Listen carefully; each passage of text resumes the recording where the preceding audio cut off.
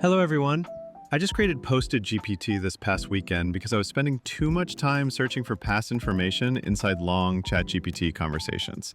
PostitGPT is a simple Chrome extension that works on top of ChatGPT and lets you place sticky notes right next to important answers. This is especially useful for keeping track of key points in long conversations. So, how does it work? You simply click the yellow plus button, and a sticky note will appear. You can then write down whatever you want to keep. You have two options. First, you can leave the note floating over the conversation, collecting important information as you go.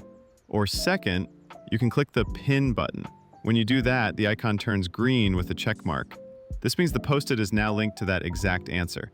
Even if you scroll, switch to another chat, or refresh the page, the sticky note will stay in place.